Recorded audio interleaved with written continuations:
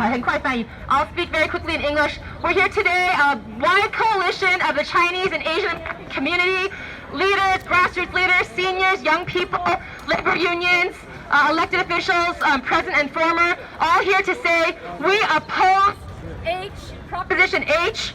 We are here for real solutions to safety, not misinformation, not false solutions, and not a recall that will take out.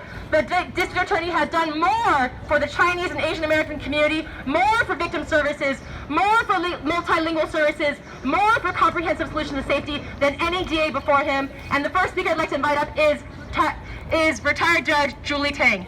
Okay. Hello, everyone.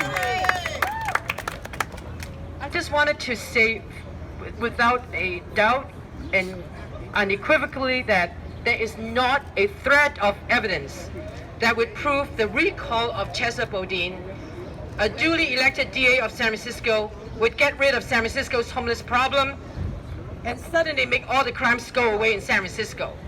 And that's what the recall campaign is telling the Asian community, exploiting the fear and insecurity that we as a community has suffered as a result of the heightened anti-Asian violence during the pandemic and continuing to this day.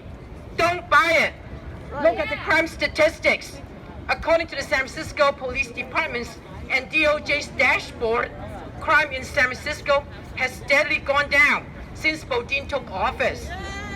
He has charged more crimes that the department has cleared, and more than any other previous DAs. He's the only DA that has paid close attention to the Chinese American community and other minority communities. He has done so much. I would just give one example because it's a very important and dear and close to my heart.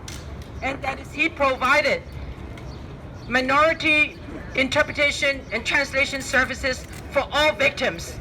Now previously, the courts afford the interpretation services to the victims in court only in court, not outside of the court. And also, the Public Defender's Office has unlimited funds to provide translation interpretation services for the defendants. The DA's office has never provided a specific translation service for victims. But who did it? Who did it? He is the one who did that. And I want to thank him for that. Because so many victims I see in court are confused. They don't know where to go, what to do, and also parents of victims also. And he's providing that kind of solid service to them. A lot of people are saying that the homeless problem is Boudin's fault. Okay, Boudin caused all these homeless problems. But let me tell you, I've lived in San Francisco for more than 50 years. Homeless problem has started about 30 years ago. And our mayor's office, none of the mayor's office has ever been able to tackle that competently and dedicatedly. And it is a shame because it is not the DA's fault and it's not the DA's responsibility, although he is doing his part to deal with all those issues. The problem that we need to ask in this recall election is, does our mayor's office have a long-term plan for the homeless problem? No.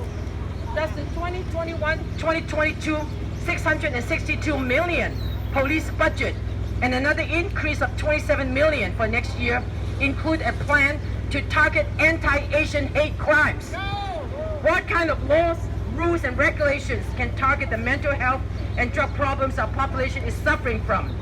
Recalling Boudin, who is doing a good job, trying new ideas, envisioning a long-term plan in criminal justice, putting it in practice to reduce recidivism, paying real attention to the Asian American community's needs, do not deserve to be recalled. 17 other retired judges joined me in a ballot measure to support Boudin, urging for the communities to not recall Boudin.